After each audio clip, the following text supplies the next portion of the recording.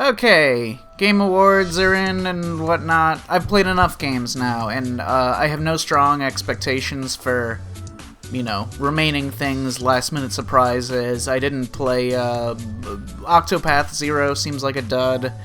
I've got nothing left to do except for, I don't know, I neglected playing Ghosts of Yotei, but I'm pretty much it.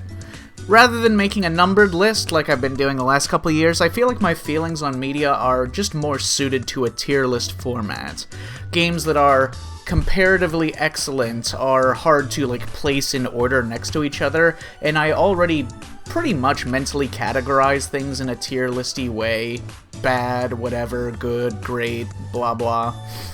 The only downside of tier lists is that I have to mention every single thing I played. I can't just list the top 20. I have to list everything, so you know how much of a fraud I am for not playing other shit. And you know all of the cringe bullshit that I'm playing.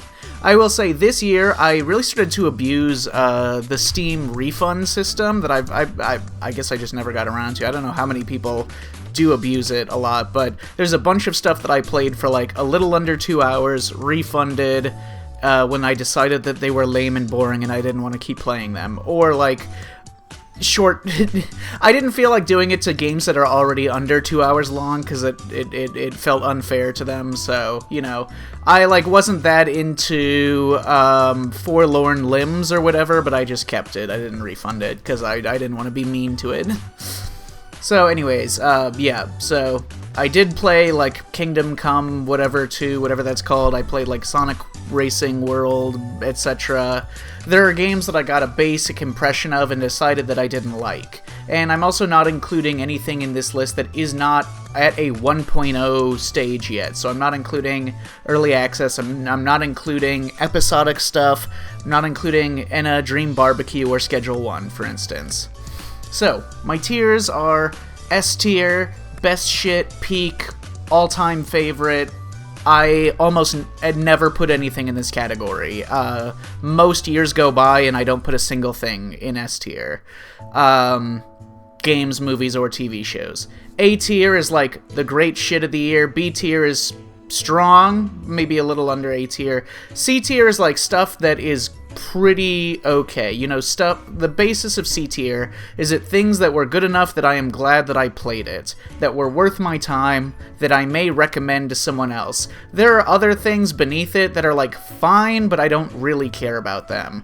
That's exists tier. There's no, where most things go. They're fine, maybe they're good, maybe they're bad, whatever, they mean nothing to me, they exist. And then F tier, things that actually offended me with their badness. I have yet to form a conclusive opinion on Kathy Rain 2 Soothsayer, Fatal Run 2089. Actually, I don't think that came out. I think that got pushed back. Absalom is one, big one that people have been playing, but I don't really have an opinion on yet. Back to the Dawn, Fatal Fury, City of the Wolves. I'm sorry. I don't have the... I do so much fucking media shit. I have 3,000 hours in Street Fighter. And Deep Sleep, Labyrinth of the Forsaken. So, ironically, in my opinion, I think that F-tier games are a better way to spend my time than, games that just exist. I had a transformative, emotional journey playing through 100 Line Last Defense Academy from how fucking bad it is, and how, I couldn't believe my eyes and my ears and my brain cannot fathom, such horribly misguided ideas. Literally, it was in my top 5 gaming experiences of the year because of how bad it is. I learned about, life and death and the human experience and the ember of truth, the fucking furtive pygmy, the resilience of the human fucking spirit in the face of worldly depravity. Sadly, the other F-tier game, No Sleep for Kaname Date, was just, boring and bad and insulting, and I hate it. Exists tier. Silent Hill F, Fresh Woman Season 2, Battlefield 6, Curiosity, Rescue the Girl, Rooftops and Alleyways, 5 Hearts Under One Roof 2, Project Passion 2, Blueprints. I never understood the hype for that. It is such massive hype. It's fine. I don't get it. And it's weird because I've seen people compare Blueprints and the Seance of Blake Manor, and I guess I can kind of see it, but, like, the Seance of Blake Manor is so fucking good and, like, purposeful and direct, and I just don't understand the appeal of Blueprints. Anyways, more things that just exist. AI Limit, Fly Knight, Elroy and the Aliens, Fill Up the Hole, Horror at Hyrook, Split Fiction, Out of Hands, Ender Magnolia, Cabernet, Digimon Storytime Stranger. This is infinitely of higher quality than any Pokemon game, and it's embarrassingly better than any Pokemon game, but I just don't think that the actual gameplay loop of it is very fun. Jet Runner, Mind Diver, Mortal Sin, News Tower, The Wandering Village, Night of the Exorcism. The dev team actually reached out to me personally to get me an advanced copy.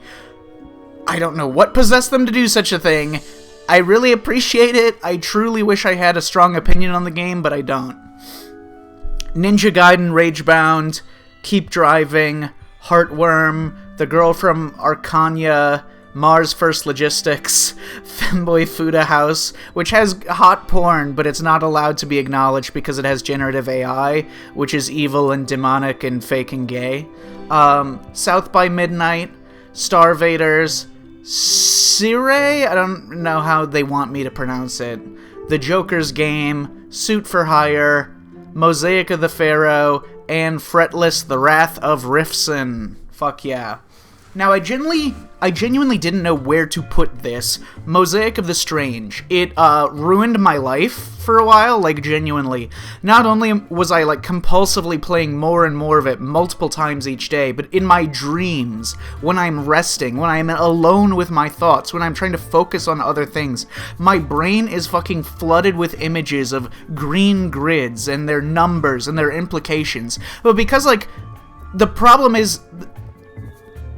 It's like an addictive gameplay loop, but, like, the imagination of the brain is not like a mathematical supercomputer that can manifest grids with accurate numbers. You know, it actually has to align. The numbers can't just be whatever. So I'm stuck in literally, like, my dreams, being like, oh my god, it's a 7, but it's directly adjacent to a 2. That's not possible! That's not fucking possible! And then my brain is, like, going through the process of filling out a grid, but the numbers don't match up, and my mind is unraveling, and I'm freaking the fuck out because the numbers, they're not right, they don't make sense, the numbers, it can't be like that. And, yeah.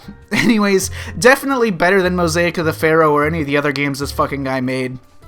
The variable difficulty and, like, the marker tools and stuff and general improvements make it so much better, but the actual gameplay loop is actively fucking killing me and rotting my brain. Alright, on to C tier. Games that I would definitely buy again if I went back in time. Welcome to Maisen Shichigami. I might as well deal with the fucking pornography here. Maisen Shichigami is, like, really solid. It's one of those classic, like, you know, great, beautiful art, Japanese voice actors with, like, the most inhuman fucking sounds.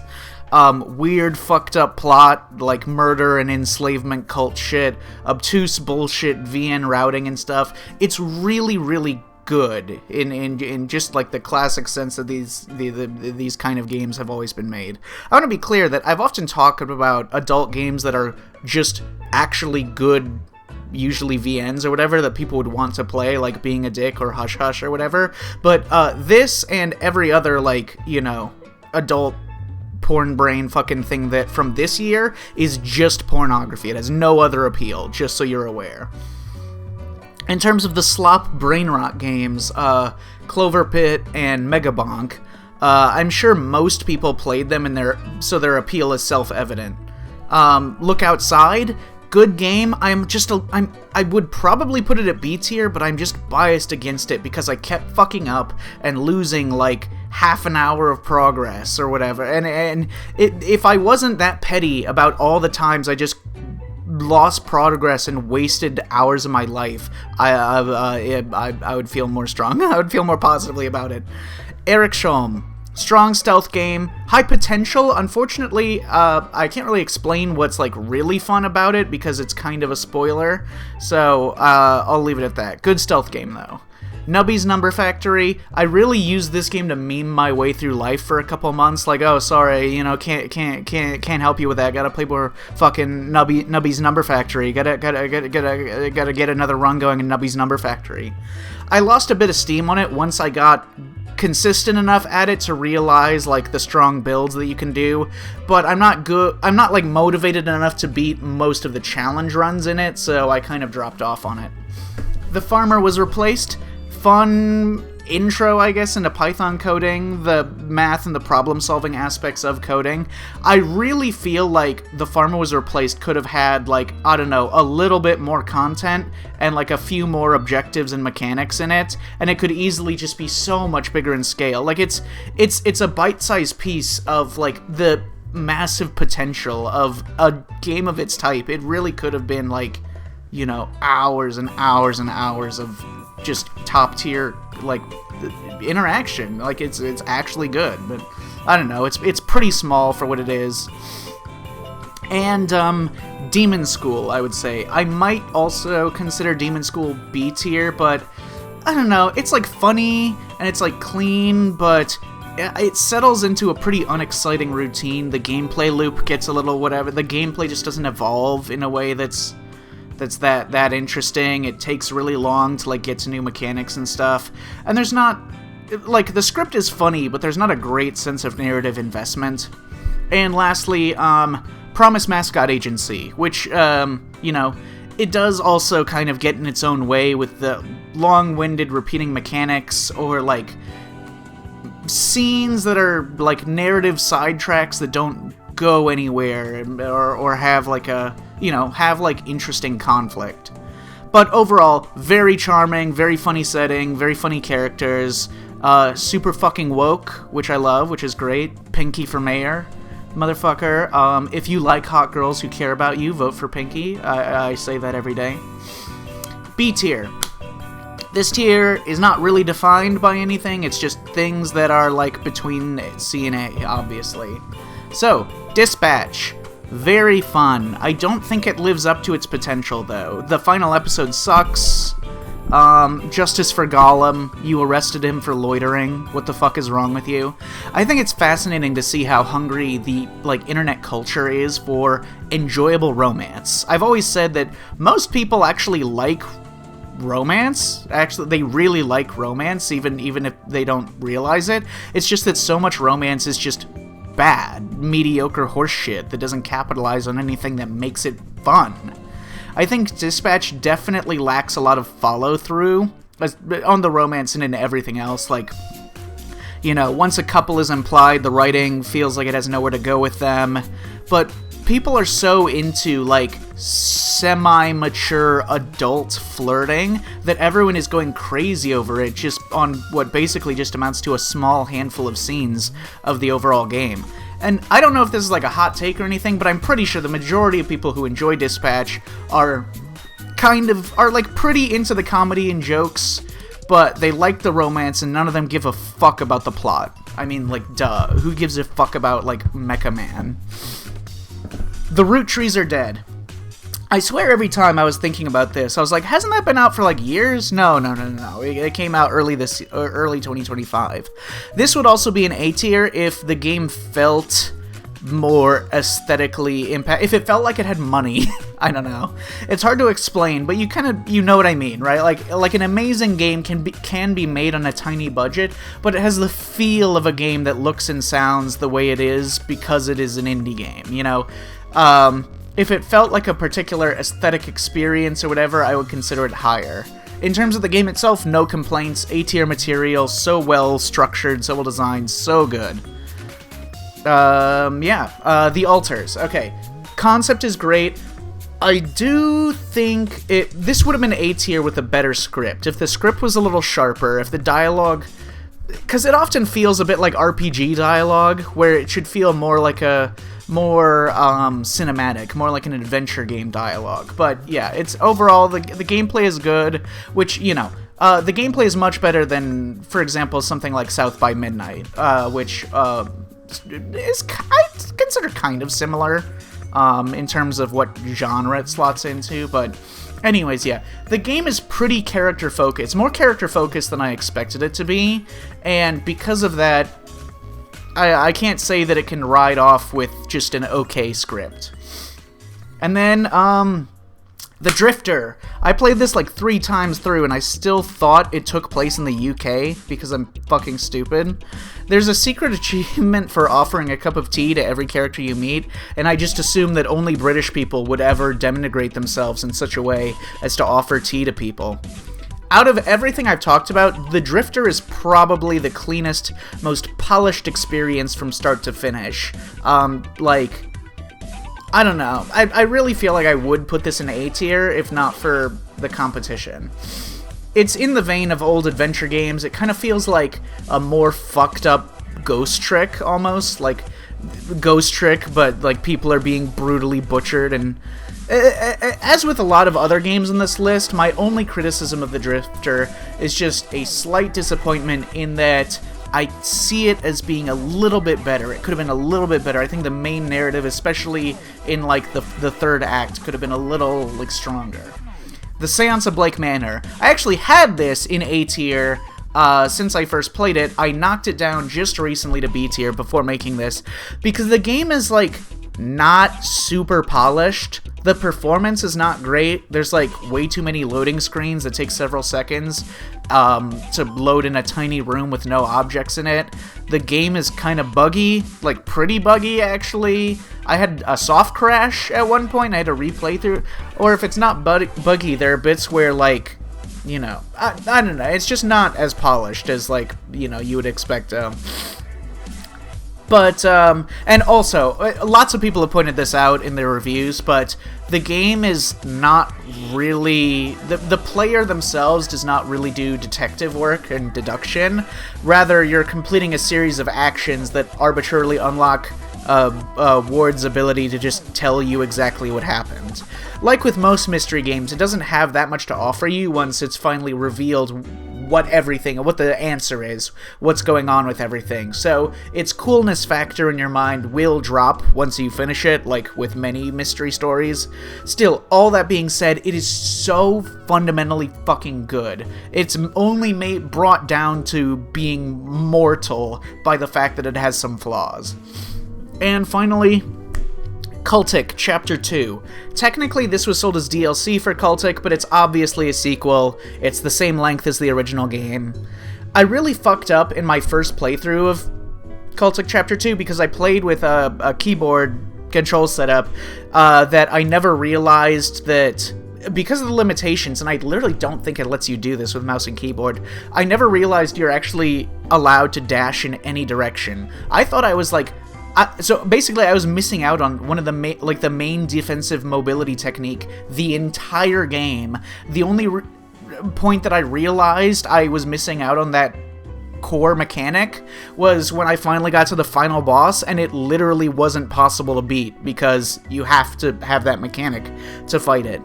I played on hard mode, and I got into a habit of abusing quick saves, and then that was like probably a bad idea because it ended up like sucking the tension out of the experience. So I basically just like hurt my own playthrough and my own experience, and I went through it again from the top with a controller, which, I don't know, it's like give and take. The aiming is obviously so much better on mouse and keyboard, but... So, I like lessened it for myself, but as content, it's great. It's so good. It's as good as Cultic 1, which is obviously fucking top tier. Okay, on to A tier. And it's mostly what you'd expect. We got the Clair Obscur Expedition 33. Oh fuck, man. We got some fucking Hollow Knight Silk Song. We got this. That's fucking crazy, bro. We got Hades 2. It's really funny. Like when Hades 1 came out, at the time, back in, 2020, I thought it was strange that so many people were saying it was the best game of the year. And now I'm here with the opposite, I find it weird that many people aren't considering it in, like, the same running as Silksong. I don't really care about for the narrative elements in Hades 2. I think Hades 1 is a better concept, and in terms of just gameplay and, like, the collectathon completionist stuff, you know. At the same time, I feel like Hades 2 does allow you to be lazier than Hades 1, because, like, your movement and your abilities are much more all-encompassing in 2, your charge abilities or your ability to continuously sprint around. I never felt stressed while playing Hades 2, even when I was doing, like, high fear runs. Unlike in high heat runs in Hades 1, it feels like like you really have to make the correct directional dodge at the correct moment and be very reactive to the complex scenario in front of you. In Hades 2, you can just sort of broadly deal with stuff and corral enemies into big groups. And that smoothness that has resulted, that ease of gameplay, creates this ease of experience where nothing feels as tense and nothing feels as special. It's like smoother. It's a real trade-off, okay? Because it makes it easier to dump hours and hours and hours into it because it's not like stressing you out. It doesn't feel like clunky at any point, but also you know, it doesn't really get like the blood flowing. I feel it doesn't feel that tensity. Silksong is a much more polished game, but it's just a gameplay experience that I'm kind of just over nowadays, and I have been for a while. The kind of game that is, like, made to be hard enough to make you put in some effort to beat it, but easy enough that most anyone can do it if they tried. I much prefer challenges like the Heat system in Hades, you know, or where you have the base game, but then you can make it fucked up as much as you want. Games like Silksong just come across to me as mild annoyances because they require just enough effort so as to deny a casual experience, but being way too easy for me to feel any sense of accomplishment from beating it. So to me, Silksong is mostly like a platforming exploration game, which on rare occasions gives me like a little bit of excitement or a little bit of satisfaction in something that like happened to be like a little tough in this way or that way. But I don't know, I'm just not into like that style anymore. I think if I want a hard game, I'd play like a fucking hard game, you know? Still, if you took my experience out, I think Silksong is probably the most polished and intentionally designed game of the year. I might feel a little emotionally differently if Hades 2 never had an early access and I never played that much of it, because I already had 40 hours into it before the 1.0 dropped, so, you know. In this timeline, my relationship with Hades 2 would be, it's tough. It's divided across years and my expectations and, like, my settling over what it's like, so one thing that I'm changing going into the future is that I'm never playing what I expect to be like a real, like, cool game. I'm never gonna do early access ever again because it just fucks with my means of appraising it when it actually comes out as a whole package. So that means I'm not gonna be doing any more stuff with like the Super World early access. And I'm considering whether or not I want to play episodic stuff like Enadream Barbecue, but I don't know. Expedition 33 is interesting to me, because most of its greatness comes from surpassing the limitations of its development, in my opinion.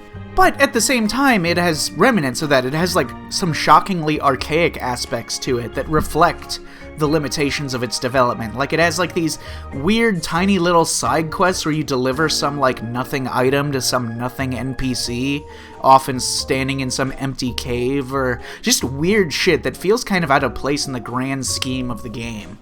If it wasn't considered an underdog, like, mid-sized game, I wouldn't be as ready to forgive flaws like that. I understand why people call this like a modernization of RPGs, but I personally think the gameplay is worse than a game like, you know, Metaphor or P5 or whatever. The dodging and parrying is a satisfying aesthetic, but the way that it's implemented reduces almost the entire game to just timing one button to an enemy's animations. the choice, like, aspect of the gameplay is less about applying strategy in a fight, and more about, you know, being experimental with your character and your team composition, the pictos and the builds and stuff. And all that stuff is great. Like, all the making fucked up builds that the game lets you do, that stuff is really fun and very RPG coded. Still, I wish the game was balanced a bit more like Yakuza 7, where you can time, you know, just defends against the enemy attacks, but it only, like, reduces the damage you take and prevents things like getting knocked down or defends against some status effects, rather than just making you invincible so long as you time one button. Because that becomes by far the most important thing in combat, is just timing one button press. Even real rhythm games are more complicated generally than just pressing one button while staring at a single thing being animated. I think the majesty of, like, Clair Obscur is a bit overstated, but also I think the JRPG fans, the problem with them is that they like JRPGs, so their opinions are invalid. People also, like, shit on the visual effects in Clair Obscur for being sort of overstimming, jingling keys bullshit, but that's one of the things that I actually find charming about the game, because I like that in every visual effect you can see how cheaply the game was made. It reminds you that it's not a AAA game, it never was, and I think using cheap, blunt tools like spamming particle effects and, like, screen effects is totally normal and a smart thing to do on, like, you know, this kind of a development. Narratively, I'm torn. On one hand, Verso is a compelling protagonist, easily the best character, but on the other hand, the game starts with this sense of, like, grandiosity, and it ends up feeling like it's just, like, a small therapy session between a handful of this, like, egomaniacs in this family. And yeah, that is the point, you know, gods relative to their underlings are like that, I guess, but it does make the story feel smaller when everything becomes only a few inches away from, like, these couple people. There are some dramas that are, you know, some dramas are about characters being inconsolable. Some of them are interesting. Like, with Verso, I think his inconsolability is interesting. But mostly, I find stories about characters just being so distraught over, like, trauma or, like, a personal loss that they could never even possibly just, like, fucking get over it and be a bit abnormal to be kind of obnoxious. Like, oh wow, your son died? That's crazy, bro. At least Verso is trying to fucking kill himself, which is so relatable, by the way. And I think that this narratively hurts Maëlle a lot, because she feels like a character who acts based on what happens to her, and not her own ideology, like Verso feels. So, she doesn't really feel that different from her mom. So I'm torn. I don't find the abstract concept of grief interesting in a story. I think it's been overdone a lot, and I think it's often applied in very, like, whatever ways. And the idea that for most of these characters, the debate is whether, like, should I do genocide or should I get a therapist? The relationship normal people would have with the gods who rule over their lives would be interesting, but again, I don't really feel like most of the painted people who aren't immortal really do that much with this dynamic in the story. I truly believe that the only place where the story elements all combine to make, like, an interesting crescendo is Verso, and everything to do with Verso, but everything else, it feels like, you know, a little sort of weirdly implemented, little half-baked window dressing to just create the universe in which a character like Verso could be written. And in some ways I find this disappointing, but on the other hand, I'm not gonna disagree. Verso's really fucking good. I really like Verso. So that's it for... Oh wait, no. I have a dubious claim to make for S tier. Based on annual gaming cycles, I am in the clear for this. Legally, everything checks out, right? S tier. Misericord, White Wool and Snow. Fuck you. It qualifies as a 2025 game because it would have qualified. It does qualify for, like, the Game Awards, Steam Awards, and whatnot. Things that came out in late December qualify for awards shows, so yeah. And also, it came out after I made my 2024 video games video last year. So yeah, for sure. I don't think that there's an S tier anything else in this year, movies, TV shows, or anything. But Misericord is walking in the Guardians of Erebonia, my friends. Its glory is whispered to the stars and the sky every night. The last games that I would consider S tier before White Wool and Snow is like Immortality and maybe Elden Ring. That year was fucking crazy, guys. So Misericord, okay, is that bitch. We are all that bitch. My ass is fat, my tits are jiggly, and my hips don't lie. Grace be to God. You are talking mad shit for someone in the range of my stand. Christopher Columbus. As they say, Edelgard was wrong about two things: sex and the Jews. Affirm your loyalty to the cause. Get arrested. Have a psychotic breakdown in public. We are King of Kings. Look now to your child, your suckling infant. Know what they have become. Pray to these vultures. Let them tremble when they approach our coast. If not for the memories of those cruelties enacted upon us, then for the terrible resolution we stow in our hearts to put to death anyone born in France. I'm so fucking mad that all of those videos have been taken down. I should have downloaded them when I had the chance. Fuck! Okay, so yeah, Misericord is my life now, bitch. All hail ZC, or whatever the fuck their name is. NB, Supreme, best game since Elden Ring. I'm gonna kill everybody and then myself. Also, never kill yourself. Okay, let's see. Throwing around some other stupid categories of awards. Best soundtrack, Expedition 33. Best performance? I'm actually split between, like, I don't know, one of the Expedition people, all of whom do great work, but none of whom stand out to me as, like, a clear favorite, and Laura Bailey in Dispatch, and that guy who voices every fucking character in The Alters. Now, this isn't like the Oscars, right? Performances for video games are pretty broadly encompassing, because, like, the amount of voice work that would go into a Baldur's Gate, all of which is very high quality relative... It is actually very high quality, just period. But it's very high quality relative to the fact that there's, like, hours and hours of it. And it can't be compared to just, like, you know, the most dramatic scenes to the performances of a much shorter, more movie-esque video game, for instance. I think all in all, the performance and character work as a measure of, like, the effort and craft put forward by the performer this year, I probably would pick Laura Bailey. Most Game Award categories are fucking stupid and pointless and mean nothing, so I'm gonna make up some for fun. Most impressive use of time and budget, Hollow Knight Silksong. Most impressive use work on lack of budget, Misericord Volume 2.